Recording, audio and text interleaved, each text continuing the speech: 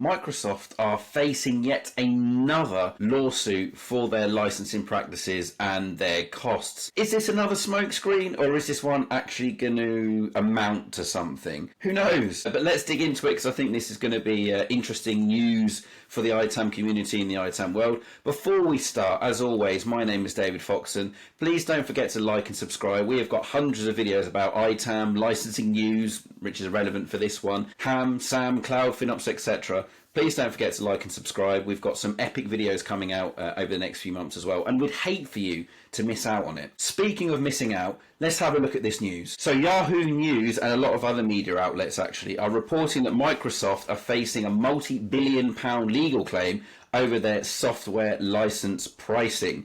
And if you have a look at this article, which will be in the description of this video, you can see that this multi-billion-pound legal claim is over allegations that it's overcharged for licenses to use its software since 2015. A barrister has brought this forward and said that this could apply to millions of UK consumers, businesses and public bodies who have purchased licenses for products such as Microsoft Office and Windows. So this claims that Microsoft has abused its market dominance and imposed restrictive licensing practices which hampered competition and inflated prices. So they're saying then that for customers that have purchased these Microsoft products since October the 1st, 2015 to the present day, we're looking at nearly 10 years, have in fact been overcharged. Now, you can read more about this lawsuit in the article when I put it into the description box, but you may remember that we've had similar anti-competition and antitrust lawsuits against Microsoft for their licensing practices and also their pricing as well. But this one is going into the billions of pounds. The legal team are looking to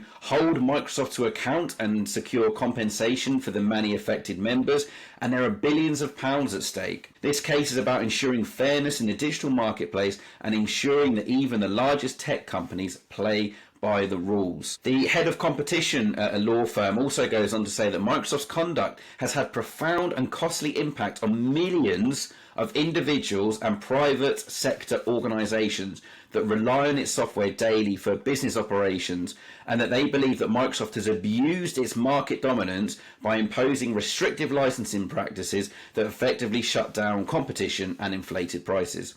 AKA, they are a monopoly. That means that there's no real competition for these products. Once you have it, you are basically hung up on it. It's really hard to get away from using Microsoft products. So no matter what Microsoft do with inflating their prices or changing licensing models, because Microsoft products are so ingrained into your organization, you have no choice but to follow them. Now, we know that there are a lot of monopoly organisations out there, in particular from a software vendor's perspective, that get so ingrained into your processes and your ways of working that it is really, really hard to then move away from them. So if they do change their licensing models, if they do a price increase, unfortunately, you're stuck. And you will have to go along with whatever they're suggesting, whatever they're saying, whatever changing licensing models that they're bringing in, whatever inflated costs they're doing. I've seen a number of clients over the past few years get really stuck and see a 30, 40, 50, even 60% increase in their licensing agreements. This is really particularly impacted if you have a longer term agreement where you're coming to the end of like a 3-year period. You locked your unit pricing in 3 years ago, and now the world is in a very different place than it was 3 years ago. There's been 3 years of price rises, 3 years of inflation, etc. You're then getting a shock when you're coming to do that renewal. But unfortunately, this software is tier 1, business critical. There is no alternative. You have to suck it up.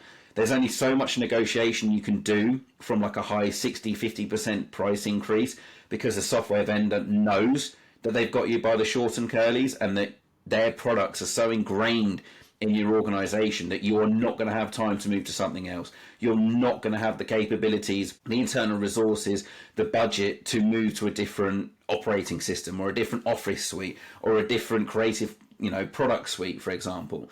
And I think this goes back to, we remember that video we did with Alex from Licenseware, where we looked at that German government infrastructure that's looking to move away from Microsoft products 20,000 users away from Microsoft Office to LibreOffice and moving away from Windows to Linux. But that would have been years in the thinking. They would have a whole project team in place. They would have known when their agreements are due to expire, and they would have had that plan in place.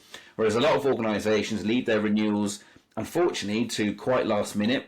They get the first round of pricing and have a complete meltdown and a heart attack at the price increases. And then either way, even if you're paying for the same amount of licenses, or I've seen in some cases paying for less licenses, the costs are still so much more because of that inflation, because of that monopoly, because of the fact that the software vendors know you're going to have to buy it regardless. So why would they reduce the pricing? You need their product. They've increased the pricing.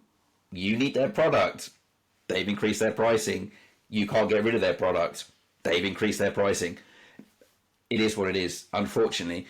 So it'll be really interesting to see how this lawsuit goes down. Just a very quick video to bring this to your attention. I'd love to know what your thoughts are on this. Is it just another smokescreen? Is this actually going to happen? We've seen plenty of these in the past. Is this just another one of those, or is this actually going to mean something in the long run? Let me know what your thoughts are in the comments. The link to the article as well will be in the comments as well. Just a very quick video to make you aware of this, as it is good ITAM news, I think. So on that note, I hope you found it useful. Subscribe, like this video. We'll see you next week back for our regular video scheduling. And until then, happy ITAMing.